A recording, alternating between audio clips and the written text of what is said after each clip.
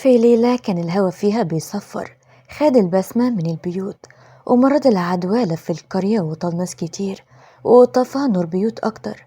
في بيت علي التاجر كانت حورية صغيرة واقفة قدام باب بيتها الصغير، رجليها مش شايلة جسمها، مش فاهمة يعني ايه أمها وأبوها خلاص. أبوها التاجر الطيب وأمها الحنونة راحوا في نفس الليلة مع بعض في رحلة مفيش منها رجوع، وسابوها لوحدها. السما كانت مغيمة والمطر بينزل خفيف كأنه بيغسل حزن الدنيا. وقتها دخل عمها جابر وعينيه حمرا من العياط، جري عليها وشالها وقال: خلاص يا حورية ما تخافيش، أنا موجود، أنا عمك أخو أبوكي، وهفضل جنبك مهما حصل، مش هسيبك تتكسري لوحدك ولا الدنيا تاكلك وانتي لسه صغيرة كده. حورية بصت له بعينين تايهة ومسكت في الجلابية وقالت: هي ماما هتصحى امتى؟ هي نامت ليه من غير ما تحضني؟ هو بابا ليه سابني كده؟ هو انا زعلتهم في حاجة ولا ايه؟ جابر لف وشه الناحية التانية، دموعه بتنزل اكتر، بس جواه كان في حاجة تانية بتتحرك، حاجة اسمها حسابات. بعدها جابر اخدها لبيته. اول ما دخل كانت سحر مراته واقفة في نص الصالة، ايديها في وسطها وعينها ضيقة كأنها بتقيس حجم المصيبة اللي داخلة عليها. دي حورية بنت أخويا ملهاش غيرنا، هتعيش معانا من النهاردة وهتبقى زي بنتنا بالظبط، البيت بيتها واحنا أهلها. سحر رفعت حاجبها وبصت لحورية من فوق لتحت على الفستان والعروسة المتعلقة في ايديها. زي بنتنا؟ هو احنا ناقصين يا اخويا ولا ايه؟ هو الأكل مكفينا ولا الفلوس مغرقانا؟ دي هتاكل وتشرب وتلبس منين؟ اليتيم ده حمله تقيل يا جابر، وانت عارف حالنا. حورية قربت من الحيطة كأنها عايزة تختفي جوه الطوب، وقالت بصوت مكسور: أنا مش هاكل كتير والله، وممكن أساعد في البيت. ماما كان بتقول إن أنا شاطرة، بس بلاش ترجعوني لوحدي، أنا بخاف من الضلمة. خلاص بقى يا صفية، البنت لسه دفنة أهلها، حرام عليك الكلام ده، يومين وتنسى وتبقى زي الفل، احنا مش وحشين يعني. سحر وهي بتقرب من ليلى وبتتكلم بنبرة باردة: اسمعي كويس يا بنت اخو جوزي، هنا مفيش دلع، اللي عايزة تعيش تاكل لقمة بشرفها، هتساعد في كل حاجة في البيت، ومش عايزة دلع ولا عياط كل شوية. على أساس إنها فاهمة كلامك يا سحر، استهدي بالله كده. حورية هزت راسها بسرعة ودموعها بتنزل في صمت. بعدها جابر وسحر دخلوا الأوضة وقفلوا الباب من جوه. حورية فضلت واقفة في الصالة مش عارفة تنام فين. سحر فتحت الباب نص فتحة: مكانك هنا جنب الفرن، هننام احنا لان احنا تعبانين ومش ناقصين ازعاج، ولو صحيتينا بعياطك ده مش هيعجبك اللي هيحصل. بعدها حورية دخلت المطبخ، الارض باردة والريحة فيها رماد وخشب قديم. قعدت جنب الفرن، حطت العروسة في حضنها ونامت. وفي الأوضة التانية: اوعى تكون ناوي تديها حقها في الميراث لما تكبر، الدكان والأرض بتوع أبوها دول لو خرجوا من إيدك إحنا هنرجع أفقر من الأول. ما تقلقيش، البنت لسه صغيرة ومش فاهمة حاجة، وأنا قادرة أتصرف إزاي، الدنيا دي شطارة، هو اللي ما يعرفش يمسك الفرصة تروح منه. والليلة عدت وتاني يوم بعد ما بقت حورية عايشة في بيت عمها، الدنيا ما كانتش سهلة عليها. قبل الفجر بشوية كانت تقوم على صوت سحر وهي بتخبط على باب المطبخ بعصبية: يلا يا بت قومي بسرعة، الفجر قرب يطلع والدنيا مليانة شغل، عايزة المية من البير تتجاب، والأرض تتكنس كويس، والفرن يتولع علشان العيش، عمك لو صحي وملقاش الفطار جاهز هيقلب البيت كله. حورية قامت وهي بتفرك عينيها الصغيرة من النوم وبتقول: حاضر يا مرات عمي.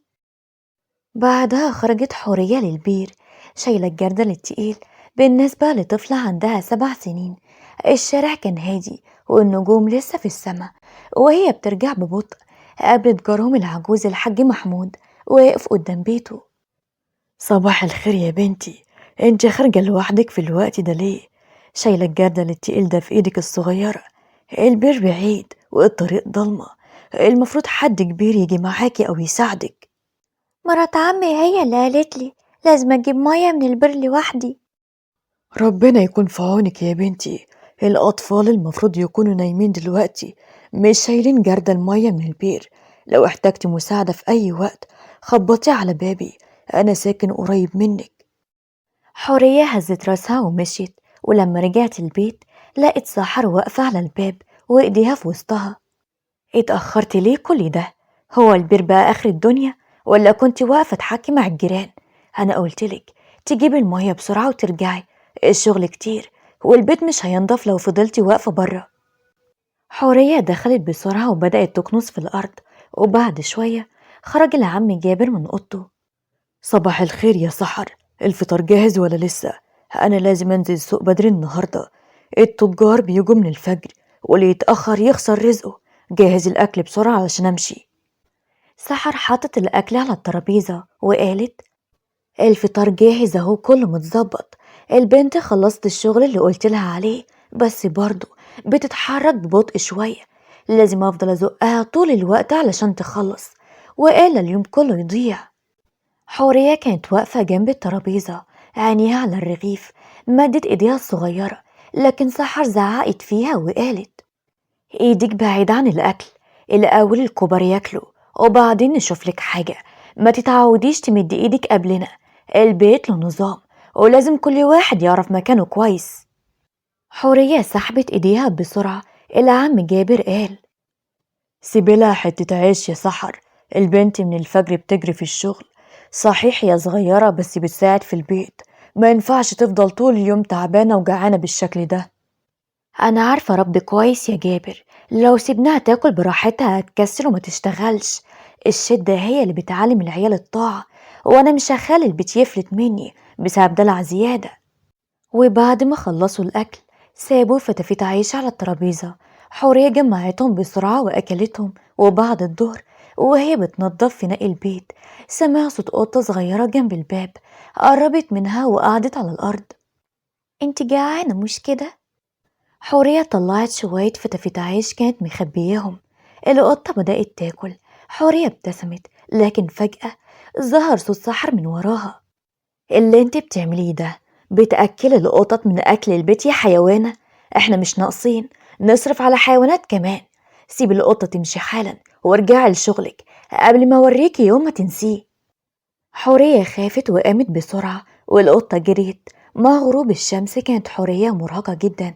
لما خلصت الشغل كله سحر شاورت على المطبخ وقالت يلا روحي نامي في المطبخ زي كل ليلة، الفرشة جنب الأكياس القديمة هناك، ومش عايزة أسمع صوت منك. بكرة إن شاء الله عندك نفس الشغل بدري قبل ما الشمس تطلع.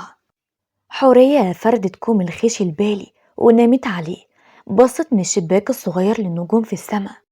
أنا عايزة ماما. بعد وفاة أم حورية وأبوها بفترة قصيرة الناس في القرية كانوا مفكرين إن عمها جابر هيكون السند ليها، لأنه كان دايما يقول قدام الكل إنه هيحميها ويصون حقها. لكن الحقيقة كانت مختلفة خالص. في يوم من الأيام وقف جابر قدام البيت القديم بتاع أخوه ومع واحد من أهل القرية اسمه الحاج سالم. اسمع يا حاج سالم، البيت ده كبير ومصرفه كتير وانا مش فاضيله، البنت صغيرة ومش محتاجة المكان ده كله، اللي احسن نبيعه ونستفيد بالفلوس دي بدل ما يفضل مقفول. الحاج سالم بصله باستغراب شوية وقال بس ده بيت اخوك الله يرحمه، والبنت حورية لسه صغيرة، البيت ده حقها هي، الافضل تسيبه لحد ما تكبر وتقرر بنفسها بدل ما يضيع حقها. جابر ابتسم ابتسامة خبيثة وهو بيهز كتفه بلا مبالاة. يا راجل ما تكبرش الموضوع، أنا عمها ومسؤول عنها، وأكيد هصرف الفلوس دي عليها وعلى تربيتها. البنت محتاجة أكل ولبس ومدرسة، والبيت ده مش هيفيدها بحاجة دلوقتي.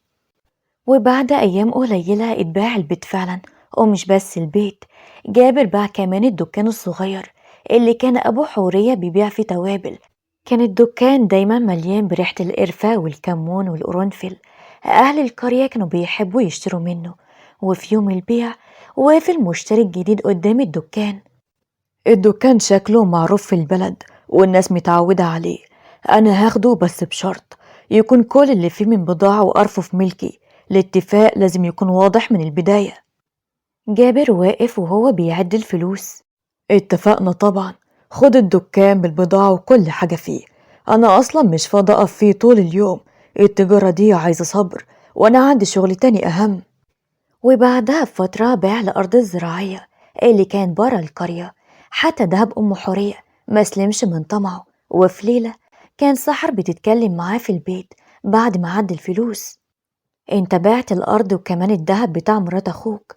الناس في البلد بدأت تتكلم ويقولوا إن كل ده من حق البنت، وانت بتصرف الفلوس كأنها ملكك.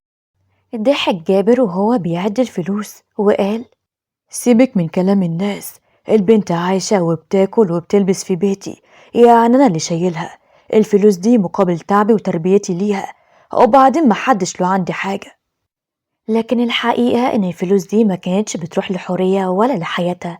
كل ليلة تقريبا كان جابر يروح مكان معروف في آخر السوق، الدخان مالي المكان وصوت النرد والأوراق. قعد جابر على الترابيزة مع صحابه. أهلا يا جابر، واضح إنك جايب معاك رزق النهاردة. يلا يا جماعة، حضروا الورق والنرد، الليلة شكلها تكون طويلة والفلوس كتير. جابر حط فلوس على الترابيزة وقال: أنا الليلة هكسب إن شاء الله، حاسس إن الحظ معايا. حطوا الرهن الكبير، خلونا نشوف مين فينا هيطلع من هنا ومعكس كله. لكن في أغلب الليالي كان الحظ ما يقفش معاه. واحد من اللعيبة ضحك وهو بيسحب الفلوس من قدامه. واضح كده إن الحظ مش راضي عنك النهاردة يا جابر، النرد خانك تاني، دي تالت مرة تخسر فيها نفس الرهان، يمكن الأحسن تقوم قبل ما تخسر الباقي. جابر ضرب الترابيزة بعصبية وقال: لا لسه اللعبة ما خلصتش، هعوض كل اللي خسرته دلوقتي مرة واحدة بس، يكسب الحظ معايا وكل الفلوس دي هترجع لي أضعاف. لكن الليل كان بيخلص والفلوس كان بتضيع، وفي نفس الوقت كانت حورية في البيت الصغير نايمة على كومة الخيش قدام الفرن. ما كانش باقي ليها من حياتها القديمة غير ذكريات بسيطة. كانت فاكرة ملامح مامتها وهي بتغني لها أغنية النوم، وفاكرة حضن باباها كل ليلة. مرت السنين ببطء والأيام شبه بعضها، والتعب نفسه والطفلة الصغيرة كبرت. بقت حورية شابة عندها 19 سنة، لكن ملامحها ما كانش فيها بهجة الشباب.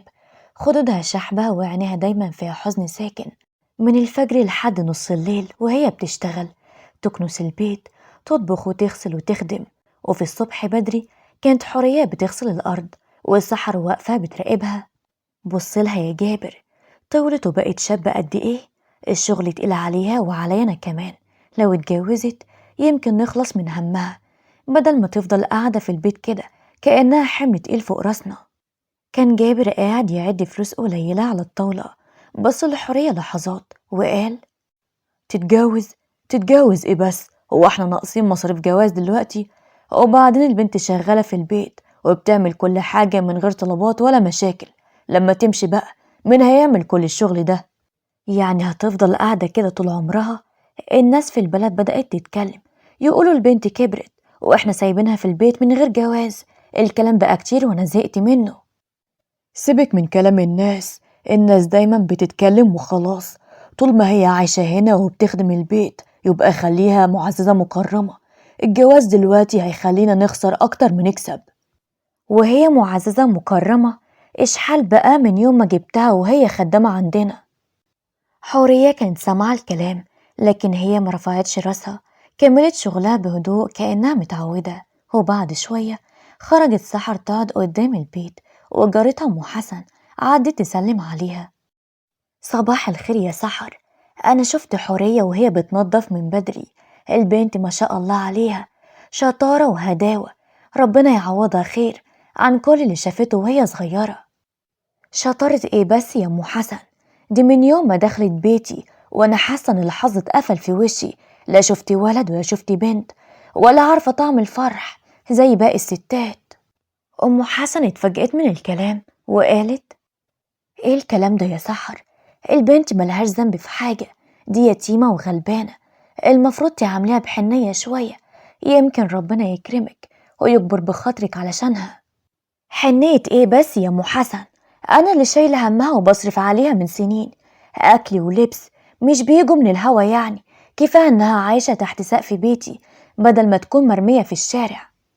أم حسن حاولت تهديها وقالت: بس يا سحر، اليتيم رزقه كبير عند ربنا، يمكن لو اعتبرتيها زي بنتك وربيتيها بحب ربنا يرزقك باللي نفسك فيه.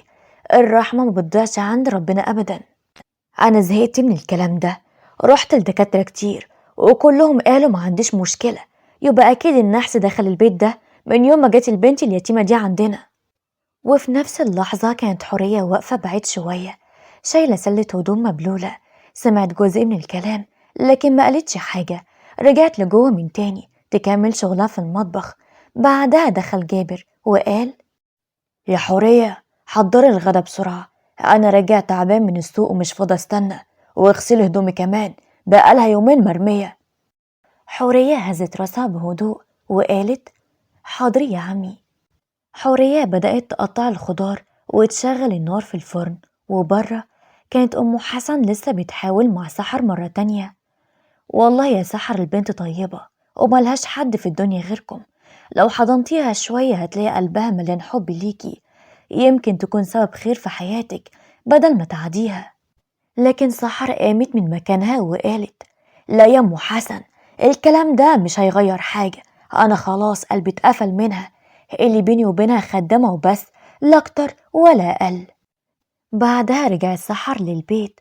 أم حسن وقفت تبص الحورية من الشباك وهي بتطبخ لوحدها، وقالت لنفسها بحزن: يا حرام يا بنتي، لو لقيتي قلب حنين في الدنيا كان زمان حياتك اتغيرت، بس ربنا كبير ويمكن الأيام الجاية تخبي لك رحمة محدش متخيلها. كانت حورية كل ما الدنيا تضيق بيها تروح تقعد جنب الفرن الصغير في المطبخ. النار الهادية كانت الدفى الوحيد في حياتها، في الشتاء بتدفيها وفي الصيف تقعد معاها لحد لما الكل يناموا. كانت تتمتم لنفسها وتقول: انت بس اللي بتدفيني، لو ما كنتش هنا كان البرد موتني من زمان. بحس ان انت سامعني حتى لو مبتتكلمش، يمكن النار أحاني من قلوب بعض الناس. لفت البطانية القديمة حواليها وقعدت أقرب للنار. وفي ليلة من ليالي الشتاء القاسية المطبخ كان بارد جدا. حورية حاولت تنام لكن ما قدرتش، فضلت صاحية وفجأة سمعت صوت عياط جاي من أوضة سحر وجابر. قامت بهدوء شديد ووقفت جنب الباب. جوه الأوضة كان سحر قاعدة وبتعيط: احنا خلاص يا جابر، ما بقاش عندنا حاجة، مش هنلاقي ناكل بعد كده، بعت الدكان وبعت الأرض وحتى دهب أم البنت راح، الفلوس كلها ضاعت في القمار اللي بتلعبه كل ليلة. ما تعيطيش دلوقتي يا سحر، اللي حصل حصل، الحظ خان شوية الأيام اللي فاتت، بس المهم دلوقتي نلاقي طريقة نطلع من الورطة قبل ما الديون تكسر ظهرنا. سحر مسحت دموعها وقالت بعصبية: طريقة ايه يا منيل؟ حتى خاتم جوازنا بعته الأسبوع اللي فات علشان نسد جزء من الديون، الناس بدأت تطالبنا بفلوسها وأنا خايفة بكرة نلاقي نفسنا في الشارع. جابر وقف فجأة وبص ليها بنظرة كلها مكر: ما تقلقيش يا سحر، أنا فكرت في حل هيخلينا نطلع من المصايب دي كلها. الراجل العجوز اللي من البلد اللي جنبنا موافق يتجوز حورية، هو يدفع مهر كبير قوي. عجوز؟ تقصد الحاج مسعود؟ ده أكبر منها ب40 سنة يا راجل، البنت لسه صغيرة والناس هتتكلم علينا لو جوزناها بالطريقة دي. سيبك من كلام الناس، الراجل غني وعنده أرض وفلوس، هو بس عايز بنت صغيرة تخدمه في بيته، المهر اللي هيدفعه كفاية يسد كل ديوننا ويخلينا نبدأ من جديد. سحر سكتت لحظات وقالت ببرود: بس حورية هتوافق ازاي؟ أنا عارفة إنها تخاف من الموضوع ده، البنت عمرها ما خرجت من البيت أصلا غير للشغل. جابر هز كتافه بلا مبالاة وقال: توافق ولا ما توافقش هي ملهاش رأي في الموضوع، احنا اللي ربيناها وصرفنا عليها طول السنين دي، يبقى من حقنا نقرر مستقبلها.